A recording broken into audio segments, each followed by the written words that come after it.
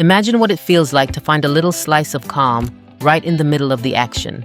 A place where history and peace come together. We're on day 24 of our 30-day journey across this beautiful island, and today we're deep in the heart of Manchester Parish. The vibes here are just different. We're talking rolling hills, cool air, and some of the most unique history you'll find. First up, the Cecil Charlton Park and the courthouse, right in the center of Mandeville. This park is a whole mood.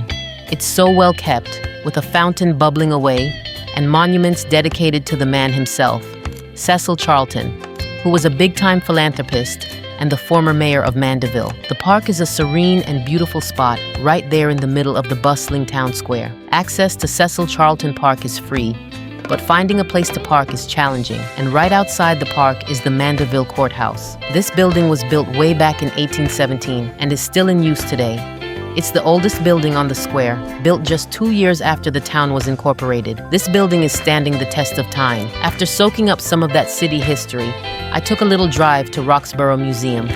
The place is stunning and was the birthplace of our national hero, Norman Manley. The main house is preserved and contains posters of his life and even some of his old office furniture. It's a peaceful spot with incredible views of the mountains all around.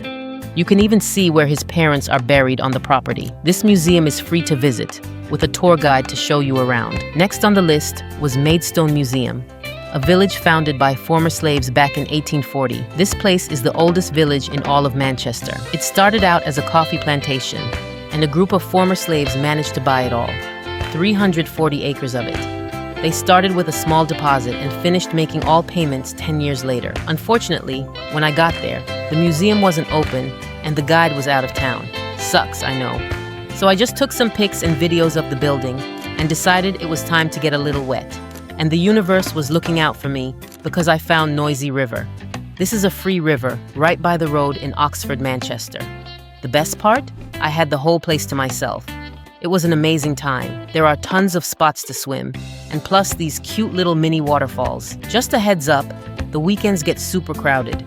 So if you want to have it all to yourself like I did, you gotta go during the week. One thing to note, the old changing rooms and bathrooms burned down, so just be ready for that.